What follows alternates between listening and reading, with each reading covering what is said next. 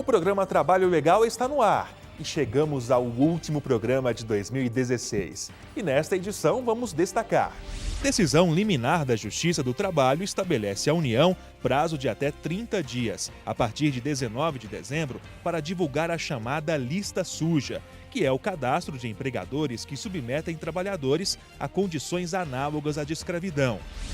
Amir Klink, o navegador, empreendedor e palestrante, é especialista em planejamento em momentos de crise. Ele esteve no Ministério Público do Trabalho para dividir esse conhecimento com os servidores. E mais, a campanha Resgate à Infância do Ministério Público do Trabalho. O projeto visa combater o trabalho infantil no país e conscientizar entes públicos e privados da importância do cumprimento da lei de aprendizagem. O Trabalho Legal é o programa do Ministério Público do Trabalho em parceria com a Associação Nacional dos Procuradores do Trabalho. Em reconhecimento ao serviço prestado ao MPT em Brasília, a instituição homenageou servidores e funcionários que se aposentaram em 2016. O encontro saudou esses trabalhadores que dedicaram a vida profissional ao Ministério Público do Trabalho. Dia de confraternização especial no Ministério Público do Trabalho, para servidores e membros do órgão. Na ocasião, foram homenageados 11 funcionários que se aposentaram neste ano. Todos ganharam uma placa comemorativa em reconhecimento pelo trabalho prestado. Kátia esteve por aqui por 26 anos, muito tempo de serviço. Fui homenageada e dentre outros colegas, e é muito legal ver esse reconhecimento do MPT para com a gente, que realmente teve um acompanhamento do MPT em crescimento muito cedo, então foi bem bacana. Eu agradeço ao MPT pela lembrança. Ela falou da satisfação em trabalhar numa instituição como o MPT. Penso que aqui foi um lugar muito bacana de trabalhar, foi onde eu me formei, onde criei minhas filhas, isso me proporcionou mais tempo com elas, devido ao horário de trabalho, devido a ter pego bastante chefes bacanas.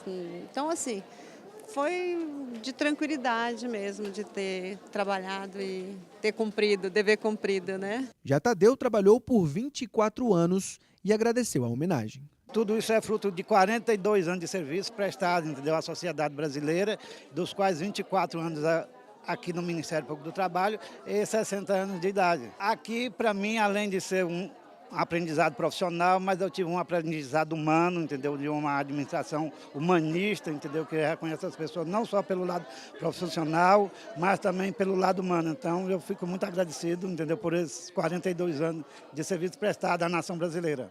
Ele comemorou não só a aposentadoria, como também o aniversário. A esses trabalhadores, o MPT deixa o agradecimento pelos anos de dedicação. A organização não teria alcançado tanto sucesso sem a participação e a colaboração de todos. A Justiça do Trabalho determinou prazo de até 30 dias, a partir de 19 de dezembro, que a lista suja do trabalho escravo volte a ser publicada. A decisão, de caráter liminar, atendeu a uma ação civil pública movida pelo Ministério Público do Trabalho, que denunciou a omissão do poder público. A decisão liminar da 11ª Vara do Trabalho de Brasília atende ao pedido feito em ação civil pública ajuizada pelo Ministério Público do Trabalho no Distrito Federal. Na ação, o MPT apontou que o governo federal vem há 7 meses descumprindo portaria que prevê atualização e divulgação da chamada lista suja. A Justiça do Trabalho deu razão aos argumentos do MPT. A decisão determina que deverão ser incluídos na lista suja os empregadores que foram flagrados desde 1º de julho de 2014. Além disso, o juiz agendou uma audiência conciliatória para o dia 24 de janeiro do ano que vem. O cadastro de empregadores representa um importante mecanismo de combate à escravidão contemporânea e se trata de uma política pública reconhecida pela ONU e OIT como um instrumento que deve servir de exemplo a outros países membros. Segundo o MPT, essa lista tem 2 vieses. O primeiro viés é o da conscientização, o efeito pedagógico dessas empresas, é expor à sociedade as empresas que não têm respeito pelo trabalhador, né, na sua visão mais básica, como ser humano, não trata o seu trabalhador como ser humano. E o segundo é punitivo, de evitar que essas empresas recebam subsídios do governo, ou seja, da própria sociedade. enquanto não se adequarem, enquanto não tratarem seus trabalhadores de uma forma justa. Então tem também o fator da política social, a política pública. A sociedade apenas financiar empresas que efetivamente estejam atentas ao tratamento do trabalhador como ser humano, como cidadão. Em caso de descumprimento da decisão, está prevista multa diária de R$10 mil. E você vai ver depois do intervalo. Palestra do navegador e empreendedor Amir Klink, um especialista em planejamento em momentos de crise. Não saia daí, voltamos já.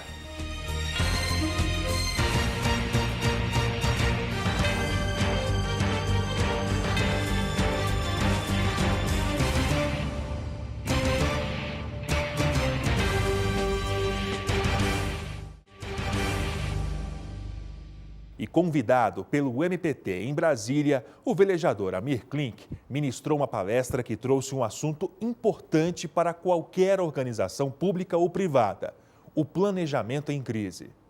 O encontro surpreendeu o público. Auditório lotado, todos atentos à palestra do navegador Amir Klink.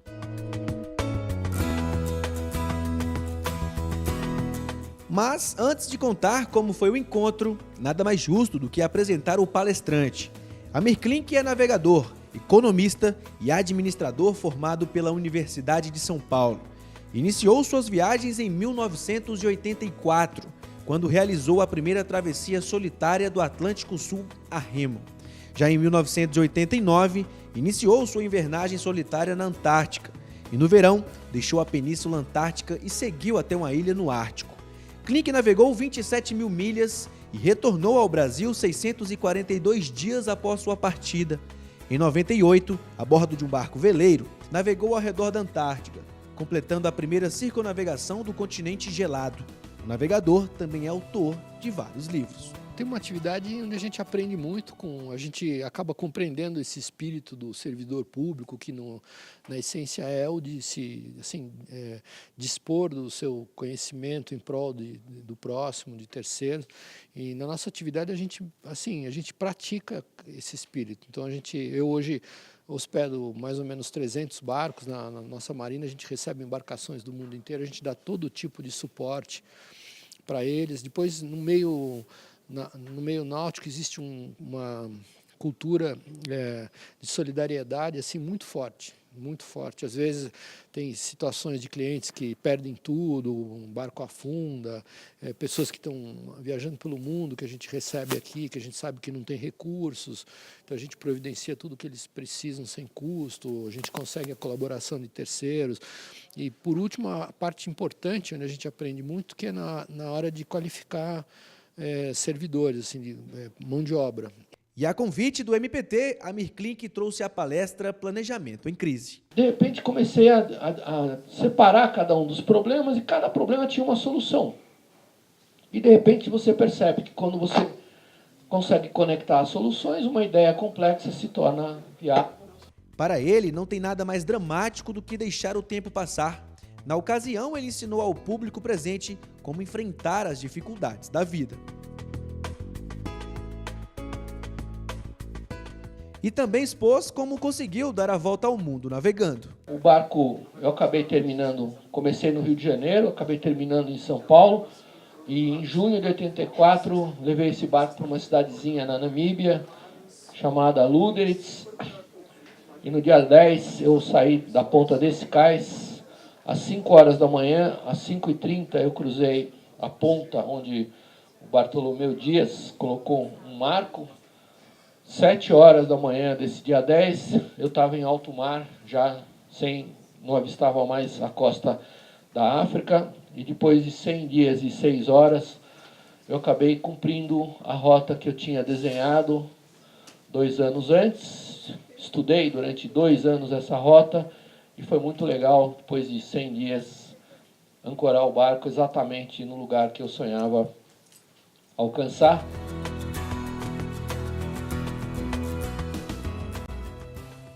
Dia de conciliação entre Banco do Brasil e representantes dos bancários no MPT em Brasília. Na audiência de conciliação, membros do Banco do Brasil, procuradores do Ministério Público do Trabalho e confederações e sindicatos dos bancários. Para o Coordenador Nacional de Combate às Irregularidades Trabalhistas na Administração Pública do MPT, procurador Cláudio Gadelha, a audiência pôde ouvir os dois lados desse processo. Houve ampla oportunidade de manifestação por parte das entidades sindicais, por parte dos dirigentes do Banco do Brasil que estiveram aqui, e o Ministério Público do Trabalho preocupado essencialmente com a maior transparência possível nesse processo dito de reestruturação do banco.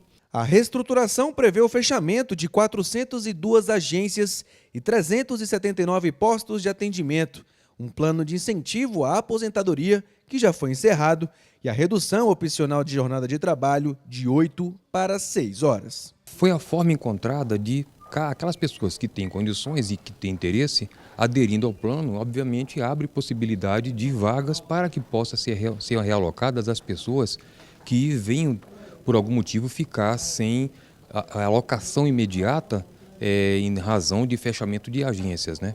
E com isto, quer dizer, no país inteiro foram 9.400, salvo engano, 9 pessoas que aderiram ao plano de aposentadoria incentivada. E número superior ao possível número de pessoas que venham a ficar como excedentes nas agências que foram fechadas. É uma expectativa do trabalhador bancário de muito tempo o cumprimento da jornada de 6 horas. Pelo artigo 224 da CLT, nós temos no CAPT a jornada padrão do bancário. E 224, parágrafo 2º, aquela possibilidade da jornada de 8 horas para quem exerce o chamado cargo de confiança. Ou seja, é uma fidúcia especial, uma fidúcia que o diferencia dos demais empregados bancários de uma agência, por exemplo. Na direção geral da empresa, nós sempre trabalhamos com jornada de 8 horas. E sempre houve um movimento dos sindicatos justamente para que essa jornada viesse para 6 horas. Olha, o banco optou, na verdade, não virar, digamos, como se diz, virar a chave e da noite para o dia todos trabalham 6 horas. Fez, na verdade, no sentido de opção, porque tem gente que não tem interesse, muitas vezes, de optar pelas 6 horas. Outros têm porque tem outras atividades a serem exercidas. E aí, como é que fica? Em termos de salário, que nós chamamos no banco de vencimento padrão, isso não há redução absolutamente de forma alguma. Agora, eu opto para trabalhar às 8 horas. Alguém opta, meu colega, para trabalhar às 6 horas. A diferença entre nós, justamente, o que é que remunera esse cargo de confiança? Porque não mudou em nada a atividade exercida. Seja a atividade em 6 horas ou em 8, a atividade é a mesma. O banco vai continuar defendendo que há uma fidúcia especial, até porque lida com informações, muitas vezes, privilegiadas na direção geral. Remuneração. O vencimento padrão é o mesmo.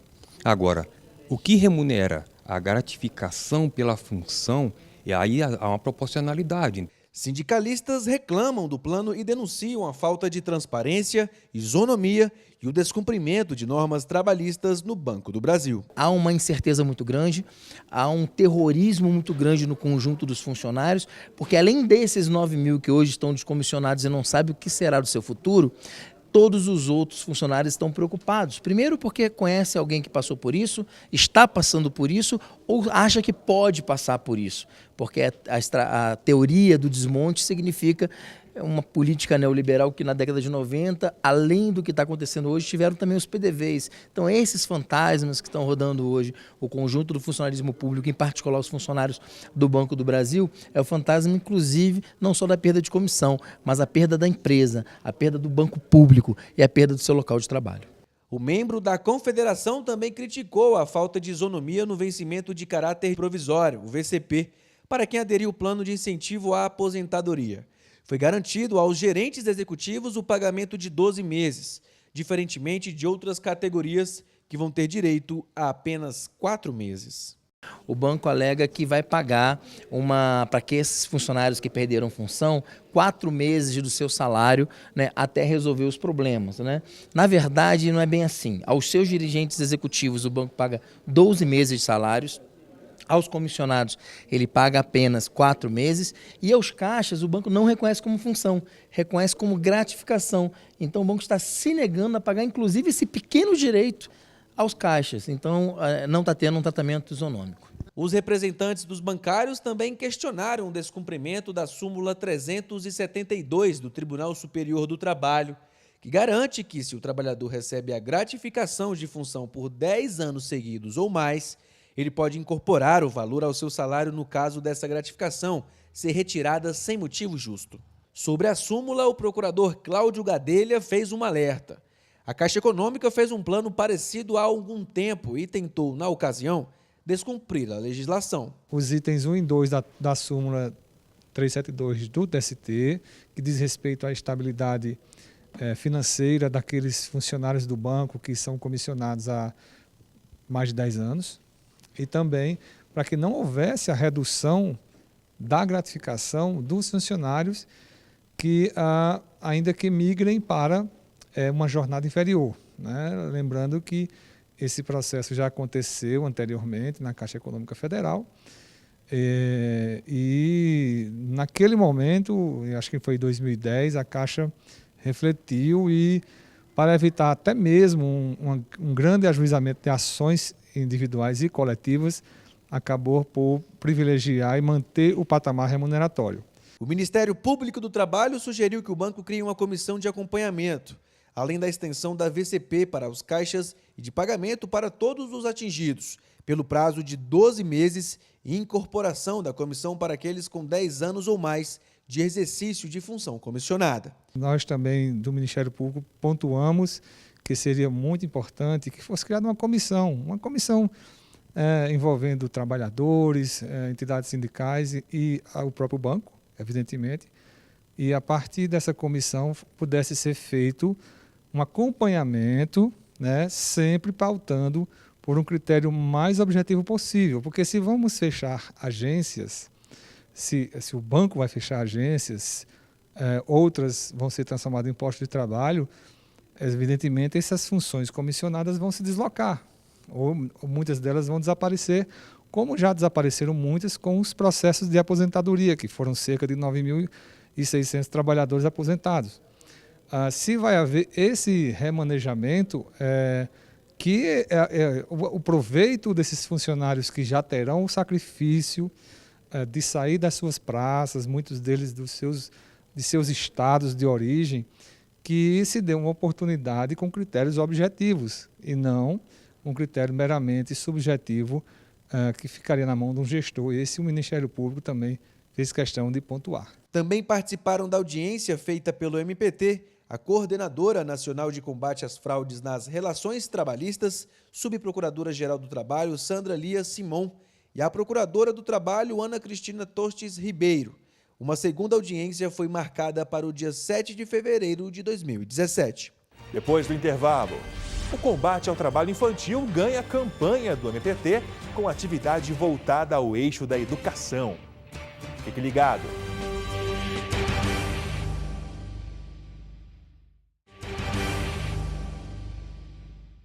A campanha do Ministério Público do Trabalho, Resgate à Infância, tem o objetivo de combater o trabalho infantil no país e conscientizar entidades públicas e privadas da importância do cumprimento da lei de aprendizagem em suas empresas. E assim, todos vão poder contribuir para o desenvolvimento social das comunidades. Existe um velho jogo em que o jogador define na sorte a sua profissão, o que ele vai ser dali em diante: médico, advogado, engenheiro e diversos outros. Assim, ele prossegue todo o caminho na busca do sucesso e realização. Mas nós sabemos que para chegar lá, não é só contar com a sorte. É preciso enxergar além. É preciso, antes de mais nada, ter uma boa, uma excelente educação. E o Ministério Público do Trabalho, juntamente com órgãos competentes, enxerga bem ali, na infância, o comecinho de tudo.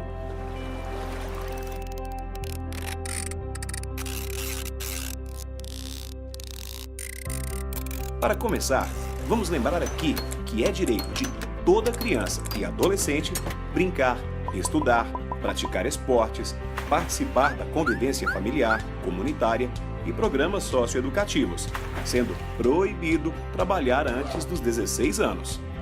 Reforçando, trabalhar antes dos 16 é contra a lei. A única exceção é que a partir dos 14 anos, e somente a partir dos 14 anos, o adolescente pode exercer determinadas atividades em uma empresa regularizada na condição de jovem aprendiz. seguindo algumas regras como deverá estar estudando, aprendendo alguma profissão por meio de algum curso profissionalizante reconhecido pela lei, não trabalhar mais que 6 horas por dia, deverá ser registrado em sua carteira de trabalho e no final do curso receberá um diploma. E para menores de 18 anos, fica proibido trabalhar em locais perigosos, que oferecem riscos à saúde e horários noturnos. Vale lembrar também que ajudar em simples afazeres domésticos não é considerado trabalho infantil, a não ser que isso impeça a criança e o adolescente de ter acesso pleno e integral ao rol de direitos fundamentais do artigo 227. Dessa forma, a lei da aprendizagem combina educação e qualificação profissional, e o adolescente não precisa abandonar a escola pelo trabalho. Assim, é possível ter um futuro duplamente garantido. Meu nome é Bruno Ribeiro Araújo, tenho 16 anos. Meu nome é Victor Oliveira Braga, eu tenho 18 anos. Meu nome é Adriele, a minha idade é de 17 anos, faço o 3º ano. Eu estudo na Escola Municipal Vovó Dulce, eu faço curso de auxiliar administrativo no Senai.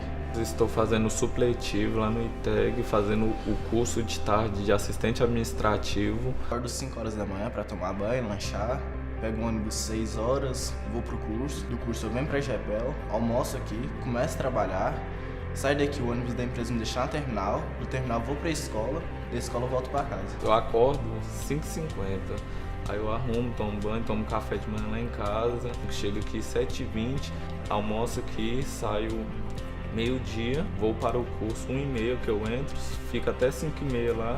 Eu trabalho na Incinera, tratamento de resíduos.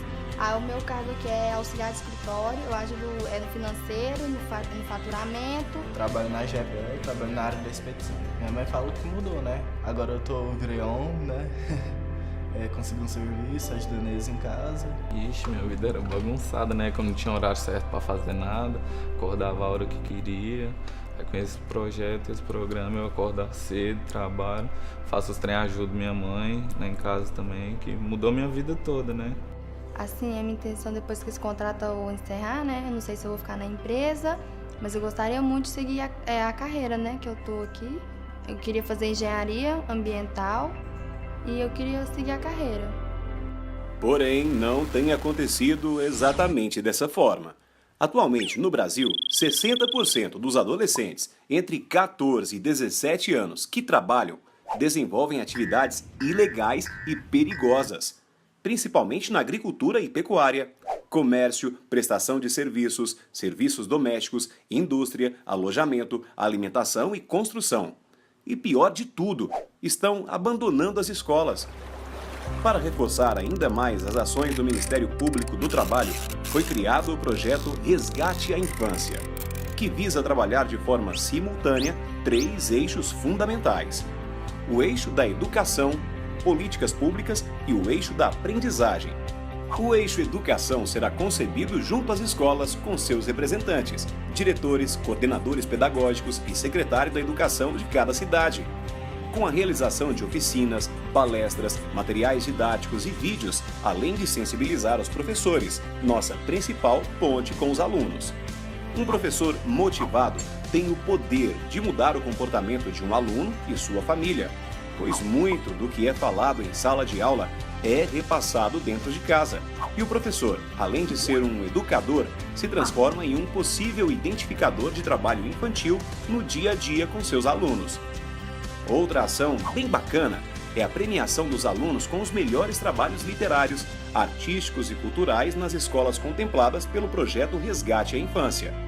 E junto com isso tudo, conscientizar os familiares, pois muito do que acontece hoje em dia é até mesmo uma questão cultural e familiar, que induz a prática do trabalho infantil, muitas vezes de forma involuntária.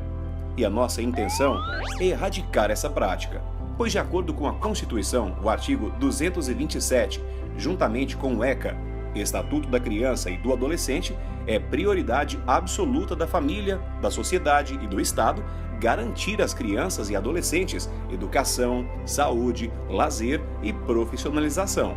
E lembrando, mais uma vez, que antes dos 16 anos, trabalhar é proibido, apenas como jovem aprendiz a partir dos 14 anos. O segundo eixo do nosso projeto é com as políticas públicas, que tem como objetivo combater as mazelas sociais, como o trabalho infantil, que soma mais de 3 milhões de casos no país e que muitas vezes é passado desapercebido ou inexistente nessas políticas. Hoje, muitos municípios contam com diferentes órgãos e responsáveis pelo combate ao trabalho infantil, mas o problema é que não existe uma articulação direta entre eles e, dessa forma, fica difícil encontrar soluções. Outra questão é que, em muitos casos, não existe sequer uma previsão orçamentária destinada ao combate do trabalho infantil. Por isso, junto com a própria rede, iremos propor alternativas de melhorias e compromisso com a prefeitura de cada região, instruindo os profissionais responsáveis, desenvolvendo programas, ações e atividades, criando leis e projetos a favor das crianças e adolescentes, unindo entes públicos e privados para assegurar e realizar os direitos da cidadania de todos. E o terceiro e último eixo do nosso projeto se refere ao eixo da aprendizagem. É necessário que as empresas cumpram a cota de contratar de 5% a 15% de jovens aprendizes, de acordo com a Lei da Aprendizagem. Essa é uma lei, uma obrigatoriedade, que muitas empresas enxergam de maneira negativa. O nosso papel é mostrar o inverso. É mostrar para os empresários que isso também pode ser muito bom para os negócios, pois dessa forma eles investem em aprendizes que futuramente poderão compor com experiência e competência o quadro de funcionários da empresa. Eu sou Ronaldo Tibes, representante do Polo Empresarial do Senador Canedo. Programas como esse valem a pena realmente, que é ter a oportunidade de tirar alguns meninos que teriam de repente baixa oportunidade de emprego e poderiam estar nas ruas, para que eles estejam dentro da indústria, aprendendo, buscando um futuro de forma legal principalmente, e mais do que isso, construindo uma ponte para a perspectiva de futuro da vida dele e de seus familiares. Hoje esses jovens, estando aqui há mais de 3 para 4 meses, eles têm desenvolvido de uma forma absurda o volume de dedicação deles pela empresa. São jovens que hoje nos surpreendem, muitas das vezes ultrapassam o conhecimento de profissionais que temos dentro da indústria há mais de 10 anos. Hoje nós já temos jovens que iniciaram em nossas empresas, que iniciaram como jovem aprendiz e hoje cursam faculdade. E no final de tudo, esses 3 eixos, trabalhando juntos, fazem toda a diferença. Melhores conteúdos e práticas de ensino nas escolas, melhor administração das verbas destinadas à implementação de políticas públicas voltadas para a infância e adolescência, maior qualificação e oportunidades no mercado de trabalho, melhorias em diversos quadros da sociedade e transformação profissional e pessoal do jovem aprendiz. Resgate à infância. Como sempre, trabalhando pelos adolescentes e crianças de todo o país, melhorando assim a vida de todos no Brasil. Ministério Público do Trabalho. E participe do programa Trabalho Legal. Envie a sua sugestão de reportagem. O nosso contato é trabalholegal.pautas@gmail.com. E as informações sobre o Ministério Público do Trabalho, como sempre, não param por aqui. Acesse o nosso portal www.mpt.mp.br e também o Facebook ou o canal no YouTube. Esta edição fica por aqui. Nos encontramos em janeiro com as melhores reportagens de 2016. Até lá!